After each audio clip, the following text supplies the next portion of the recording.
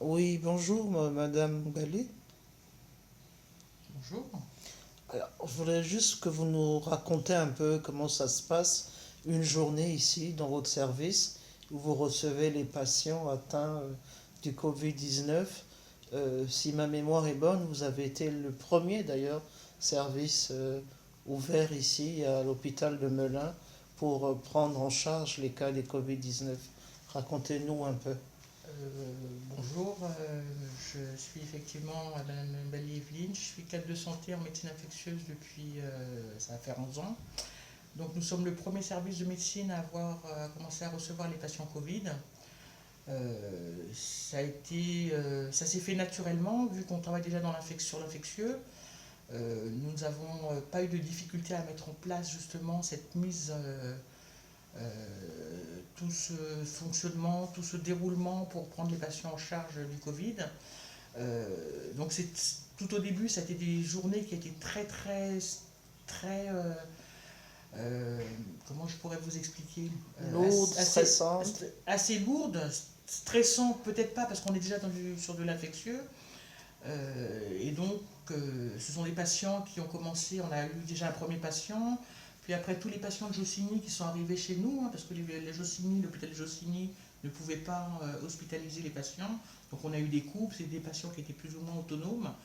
Et au fur et à mesure, les patients avec moins d'autonomie, avec des problèmes respiratoires, sont arrivés dans le service. Donc on a dû faire sortir les patients Covid-19 autonomes qui pouvaient continuer à se prendre en charge à la maison.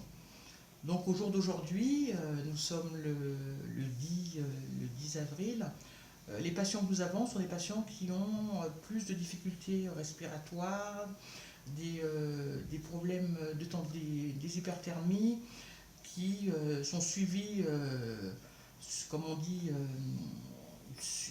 vraiment avec une très grande,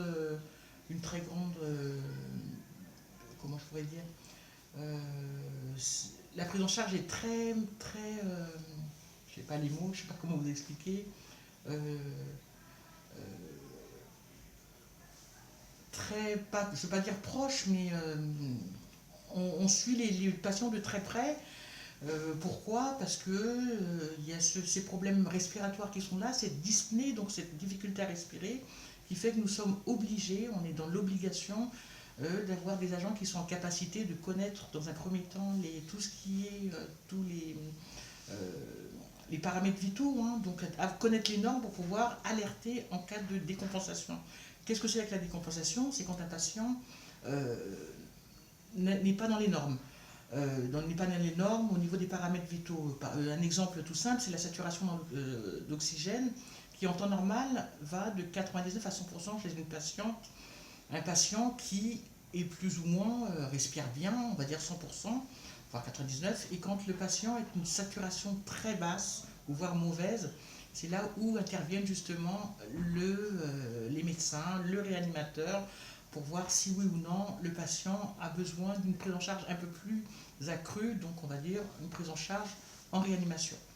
Donc au jour d'aujourd'hui, les patients qui décompensent sont transférés tout de suite en réanimation.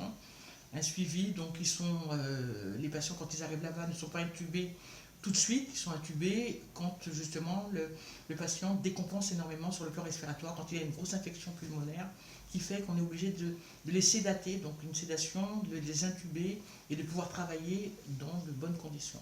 La première étape avant l'intubation, c'est quoi? La première étape, c'est déjà les surveillances des paramètres vitaux, hein, Mhm. saturation, fréquence respiratoire, savoir si le patient a de la température, voilà. Ok. La durée moyenne d'un patient. Ben, un patient qui arrive peut être là pendant 14 jours. Hein. Donc le premier jour, donc, le patient qui arrive, un patient étiqueté Covid positif, c'est un patient qui a eu une PCR, donc c'est un examen qui permet de pouvoir aller rechercher justement ce virus. C'est un examen qui se fait au niveau nasal. On va faire des recherches, on vérifie si la PCR est positive ou pas. En plus de cette PCR, le patient peut avoir, s'il a des difficultés respiratoires, avoir un scanner pour vérifier. Au niveau du scanner, on voit si oui ou non ça confirme justement le diagnostic du Covid-19. Ok. Et après, est-ce que ça vous est arrivé d'avoir un patient, quand on a refait le scanner, il n'y ait plus rien?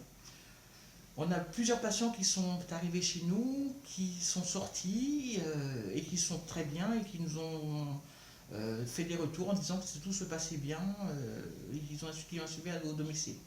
Alors, quel est le traitement que vous donnez à ces patients? Au jour d'aujourd'hui, les traitements, c'est des surveillances et du Doliprane pour les fièvres en fonction de chaque patient. Chaque patient est différent, chaque patient a ses antécédents, donc tout est différent. Mais au jour d'aujourd'hui, il y a une étude qui a commencé, ça fait une semaine, qui s'appelle e-Covid, on inclut certains patients par rapport à certains critères. Donc tous les patients ne sont pas mis sous cette étude qui s'appelle e-Covid.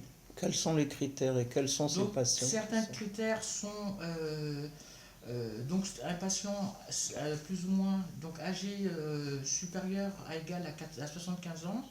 Et un des deuxièmes critères, c'est qu'il faudrait que ce patient-là ait une saturation en oxygène supérieure ou égale à 94% en air ambiant. C'est compliqué tout ça. Très compliqué. Est-ce qu'on sent une accalmie? Au jour d'aujourd'hui, c'est calme. C'est calme. Pourquoi c'est calme? Parce qu'on a beaucoup de patients qui ont décompensé, qui au jour d'aujourd'hui sont encore en réanimation et qui, en fonction, quand ils iront mieux, remonteront dans les services de médecine. Mais au jour d'aujourd'hui, il y a vraiment, les services ne sont pas pleins.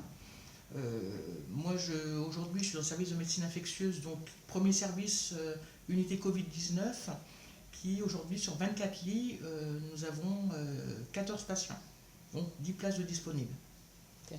On a pu sentir vraiment une grande solidarité entre tout le personnel soignant. On va de la plus petite personne à la plus grande. Il y a une grande homogénéité, une solidarité. Est-ce que c'est nouveau? Est-ce que c'est le Covid qui le fait? Comment pouvez-vous expliquer Je cela? pense que depuis qu'il y a le Covid, il y a vraiment tout le monde marche la main dans la main. Il y a une collaboration, tout le monde se tient la main. Il y a un travail qui s'est fait naturellement. C'est un travail d'équipe. C'est vraiment un gros travail d'équipe. Tout le monde travaille, tout le monde doit travailler. Je pense que c'est aussi par rapport au Covid-19. Donc il y a ce binôme qui se fait infirmière et soignant. Un infirmier ou une étudiante est à l'intérieur de la chambre, une autre personne est à l'extérieur, parce qu'il y a beaucoup de précautions à prendre. Rappelez-nous les gestes qui sauvent. Donc les gestes barrières, la première des choses, c'est quand on arrive à un endroit, quel que soit l'endroit, la première des choses est de se laver les mains. Le lavage de mains au savon, ou savon simple. Et une des choses aussi, c'est d'utiliser les solutions hydroalcooliques qui s'appellent le SHA. S-H-A. Donc c'est la priorité, la primeur, c'est la première chose à faire qui est très très importante, se laver quotidiennement, à plusieurs fois dans la journée, se laver, le lavage de mains est primordial. Car le virus, c'est quelque chose qui est manuporté. Donc on ne met pas en place justement ce lavage de mains. Le problème qui va se poser, c'est que les gens vont manuporter ce virus d'une personne à l'autre. Une deuxième chose qui est à faire, excusez-moi, une deuxième chose à faire, c'est que quand vous toussez, c'est de bien tousser dans le coude. Donc faire comme ça. Jamais tousser devant, pour que les gens puissent justement récupérer vos postillons. Autre chose aussi à faire, quand vous éternuez, c'est de d'éternuer dans un mouchoir et de prendre le mouchoir, de le jeter. On ne met pas un mouchoir dans sa poche pour éviter justement la propagation de ce virus. Mais le lavage, la chose à faire, c'est le lavage de mains est prioritaire. Un petit message d'espoir? Tout ce que je demande, restez à la maison, restez chez vous. C'est la priorité. Il faut rester chez vous pour diminuer justement cette propagation de virus. Restez chez vous. Je vous remercie. Merci à vous, Madame Poumat.